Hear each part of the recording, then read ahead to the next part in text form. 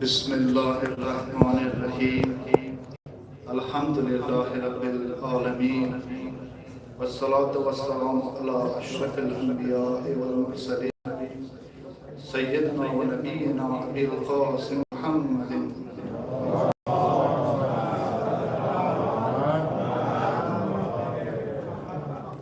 Wa ala ahli baytihi at-tayyibin at-tahirin. My dear brothers and sisters, my respected elders and my fellow community members, it is an honor to stand before you tonight. Tonight we are in the sacred month of Muharram, the first month of Islamic calendar, a month of new beginning. But for us, for those who follow the Ahl Bayt, Muharram is also a month of mourning, a month of remembrance, a month where we remember the standing for truth often means standing alone.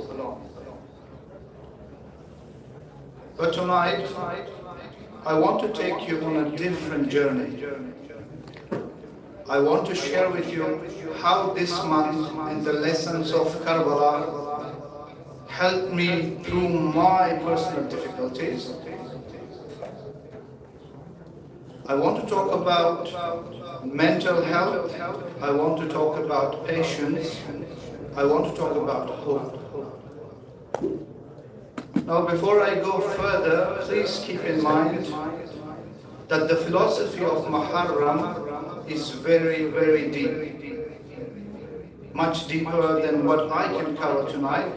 There is so much to learn, so much to reflect on. We do have much more expert scholars who will be talking deeply about Muharram.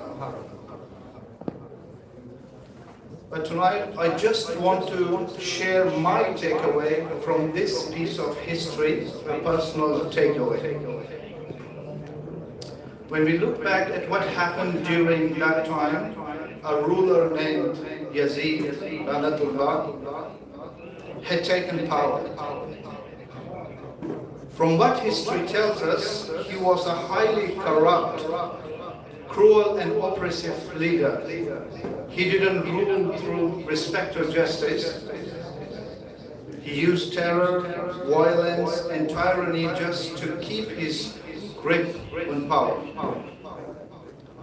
At the same time, Imam Hussein alayhi salam, the grandson of Prophet, was traveling towards Kufa. Yazid and his governors wanted to force Imam Hussein alayhi salam to give bay'at, allegiance, which was basically an official stamp of approval and loyalty to his corrupt rule.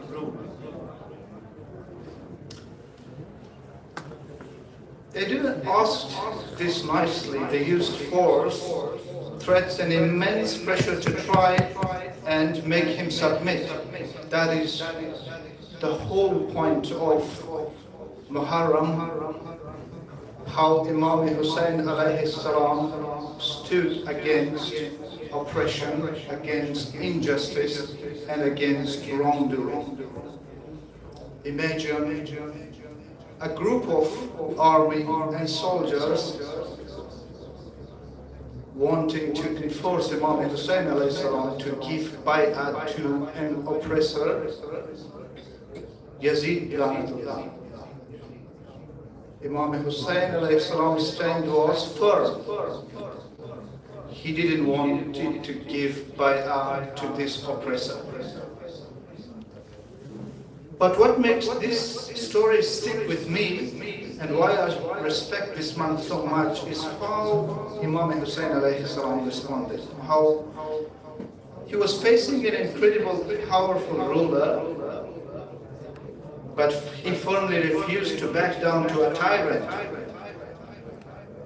He chose to stand his ground against injustice, and the refusal is what ultimately led to the tragedy of Karbala. The history, especially the 10 days of Muharram, has been passed down for generation to generation. It traveled with our elders back home and it has come with us here today. To me, you don't have to be the most religious person to respect what happened. You just have to respect the human courage it takes to stand up against a bully and say no to oppression.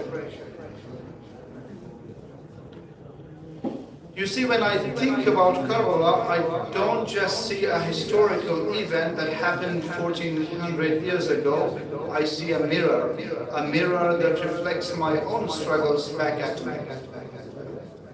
On that battlefield, Imam Hussein ﷺ stood alone. His family was small, his companions were few, the entire world seemed to have abandoned him.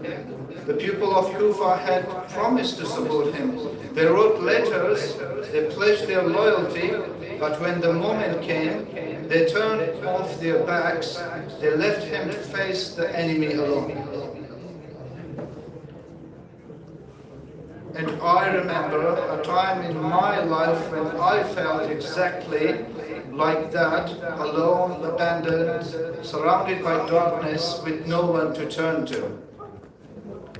But here's what I realized: Imam Hussein ﷺ didn't let the betrayal of others define him. He didn't let the abandonment break his spirit. He knew what he stood for. He knew his truth. And even when the whole world turned away, he held on to Allah. This is what I had to learn, that when the darkness surrounds you, when your own mind becomes as a battlefield, you have to hold on. You have to find that one anchor that keeps you from drowning. And for me, that anchor was this religion. The anchor was Surah Al-Asr, and that anchor was the patience that was explained in the last verse of that surah. Because if Imam Hussein ﷺ could stand firm when the world abandoned him, then surely with the help of Allah, we could stand firm against our own inner darkness, and surely we can find the strength to keep going. Surely we could learn to be patient. And this is what I want to share with you tonight, how the lessons of Karbala, the lessons of standing alone or refusing to give in, and of holding out to patience helped me find way back to hope. Now let me share with you something that changed my life, and Muharram in Karbala has direct impact on my life. So this surah Al-Asr in Quran, I had memorized this surah as a child, but never truly understood until I was in the middle of a darkness, the surah Al-Asr. Before I go deeper into this surah, I want to share something with you about how I view this religion. You see, I believe that this religion is like an ocean. It is vast, it is deep, it is endless in its wisdom. And just like an ocean, you cannot possibly grasp all of it at once. You cannot hold every drop of water in your hands. You cannot swim across it in one day. It's too big, it's too profound, it's too complete. And because it's so vast, you cannot expect everyone to hold on to every single teaching that this religion points to. Some people connect with more prayer, some connect with charity, some connect more with fasting, some connect more with the intellectual side of the faith. That is okay. The ocean has many shores and different people approach it from different sides. But I'll tell you one thing with absolute certainty: when you are stuck somewhere in your life, when you don't know which way to turn, make sure you refer to this religion